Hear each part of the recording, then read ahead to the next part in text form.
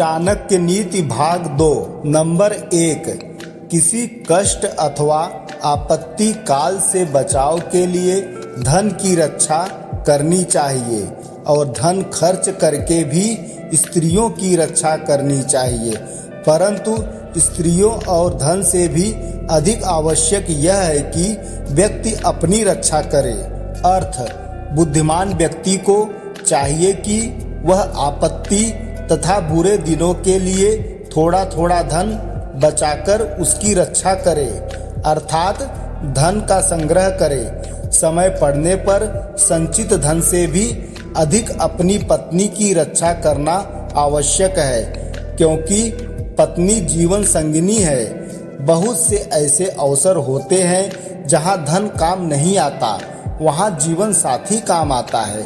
इसी संदर्भ में वृद्धावस्था में पत्नी की अहम भूमिका होती है। चाणक्य का विचार यह भी है कि धन और स्त्री से भी अधिक व्यक्ति को अपनी रक्षा करनी चाहिए, अर्थात व्यक्ति का महत्व इन दोनों से अधिक है। यदि व्यक्ति का अपना ही नाश हो गया तो धन और स्त्री का प्रयोजन ही क्या रह जाएगा। इसलिए व्यक्ति के लिए धन संग्रह और स्त्री रक्षा की अपेक्षा समय आने पर अपनी रक्षा करना अधिक महत्वपूर्ण है। देखने में आया है और उपनिषद के ऋषि भी कहते हैं कि कोई किसी से प्रेम नहीं करता, सब स्वयं से ही प्रेम करते हैं। नंबर 2, आपत्ति काल के लिए धन की रक्षा करनी चाहिए, लेकिन सज्जन पुरुषों के पास विपत्ति का क्या काम। और फिर लक्ष्मी तो चंचल है, वह संचित करने पर भी नष्ट हो जाती है। अर्थ, चाणक्य का कहना है मनुष्य को चाहिए कि वह आपत्ति काल के लिए धन का संग्रह करे, लेकिन धनी व्यक्ति ऐसा मानते हैं कि उनके लिए आपत्तियों का कोई महत्व नहीं है, क्योंकि वे अपने धन से सभी आपत्तियों से बच सकते हैं। परंतु वे यह नहीं जानते कि लक्ष्मी भी चंचल है, किसी भी समय वह मनुष्य को छोड़कर जा सकती है। ऐसी स्थिति में यह इकट्ठा किया हुआ धन भी किसी समय नष्ट हो सकता है। नंबर 3, जिस देश में आदर सम्मान नहीं और न ही आजीविका का कोई साधन है, जहाँ कोई बंधु बांधव रिश्तेदार भी नहीं तथा किसी प्रकार की विद्या और गुणों की प्राप्ति की संभावना भी नहीं, ऐसे देश को छोड़ ही देना चाहिए। ऐसे स्थान पर रहना उचित नहीं।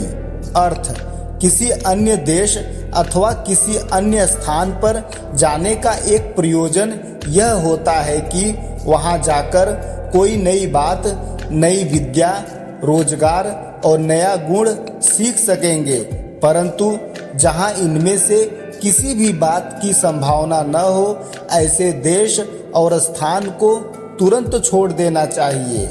नंबर 4, जहां क्षत्रिय अर्थात वेद को जानने वाला ब्राह्मण, धनिक राजा, नदी और वैद्य ये 5 चीजें न हो, उस स्थान पर मनुष्य को एक दिन भी नहीं रहना चाहिए।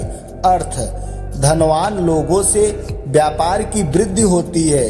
वेद को जानने वाले ब्राह्मण धर्म की रक्षा करते हैं। राजा न्याय और शासन व्यवस्था को स्थिर रखता है। जल तथा सिंचाई के लिए नदी आवश्यक है, जबकि रोगों से छुटकारा पाने के लिए वैद्य की आवश्यकता होती है। चाणक्य कहते हैं कि जहाँ पर ये 5 चीजें न हो, उस स्थान को त्याग देना ही श्रेयस्कर है। नंबर 5, दुष्ट स्वभाव वाली, कठोर वचन बोलने वाली, दुराचारणी स्त्री और धूर्त, धृष्ट स्वभाव वाला मित्र, सामने बोलने वाला मुंहफट नौकर और ऐसे घर में निवास जहां सांप के होने की संभावना हो, ये सब बातें मृत्यु के समान है।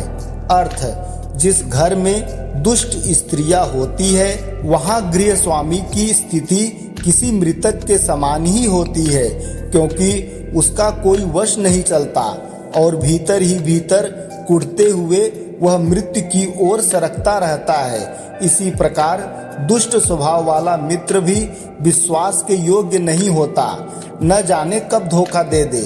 जो नौकर अथवा आपके अधीन काम करने वाला कर्मचारी उलटकर आपके सामने जवाब देता है, वह कभी भी आपको असहनीय हानि पहुंचा सकता है। ऐसे सेवक के साथ रहना अविश्वास के घूंट पीने के समान है।